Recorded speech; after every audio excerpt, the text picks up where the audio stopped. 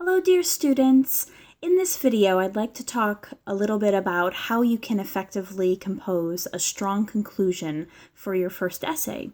At this point, you've all been brainstorming and free writing and outlining and drafting.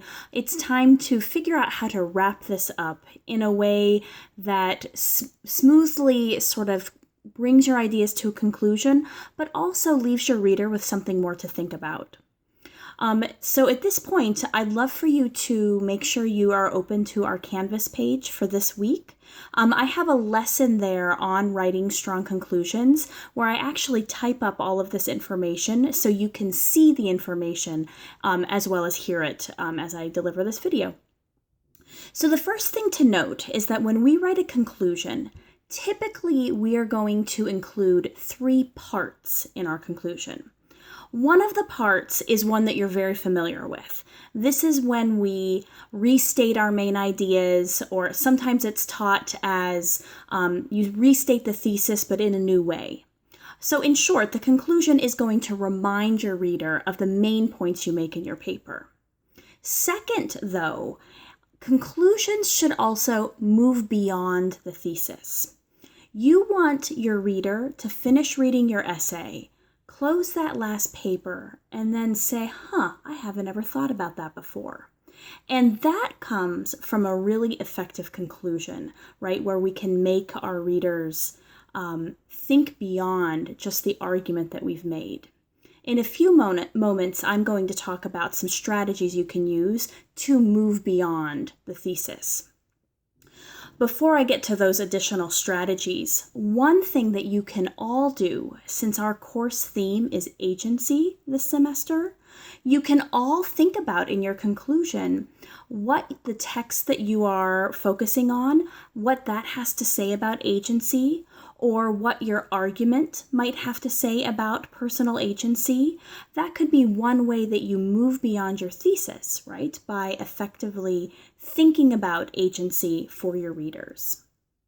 So, your concluding paragraph needs to first remind your reader of your main ideas. Second, it needs to move beyond the thesis in some way. We'll talk about strategies about that in just a moment. And third, it needs to end with a really strong final sentence. I often talk about these final sentences as being sort of very thoughtful or poignant, right? It's like I read the final sentence and I know the paper is done, but I feel like I'm thinking about more. These final sentences are very challenging to write, but they can also be really fun to come up with. The trick is making sure that you don't rely on cliched or overused expressions in those concluding sentences. So, your conclusion, to recap: 1, it's going to restate your main ideas. 2, it's going to move beyond your thesis. And 3, it's going to end with a strong, poignant final sentence. Okay, so that's the conclusion writing in short. Let's talk a little bit more about how we might move beyond our thesis. I spoke briefly that you could all reflect on the concept of agency in your conclusion as a strategy for moving beyond. But let's think about 5 other tips that I have for you that you can move beyond your thesis with. The first, and I would say probably the most common and possibly even the most effective strategy that you can use to move beyond your thesis, is to echo your introduction.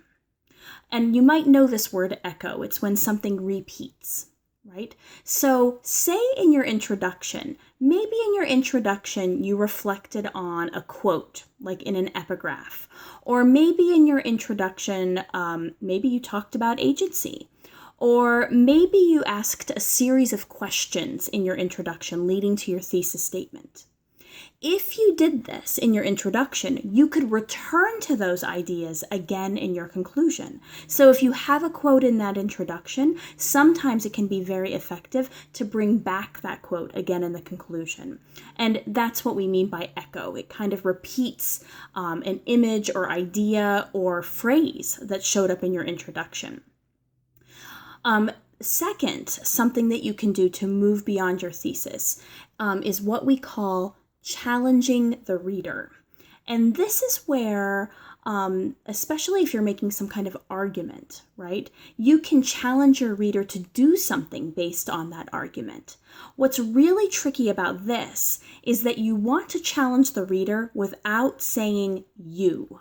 So you don't want to say something like, you need to do this and you need to do that, because it feels like you're shouting at your reader, right? So you have to think creatively about how you might challenge the reader to take action or to change their way of thinking without shouting at them. A third strategy to move beyond your thesis would be called looking to the future. I really like this one. And especially for those of you who, I don't know if I have any science fiction or fantasy fans, but looking to the future, it can allow you to paint a picture of what the world would look like if we just did these certain things. So you could paint this very hopeful picture of the future and say, if we just did this, this is what life could be like. On the contrary, we could also look to the future and say, if we do not take these steps, this is what our future could look like. So you could paint a very hopeful picture of the future, or you could paint a very bleak picture of the future. A fourth strategy for moving beyond your thesis is where we might pose questions. You might not be familiar with this in conclusions, but you can ask questions in conclusions. However, my record button just did something strange. However, if you do ask questions in your conclusion, I strongly recommend that you do not end the paragraph with a question. Instead, respond to your question in some way. You want the final thought to be your voice, not the question.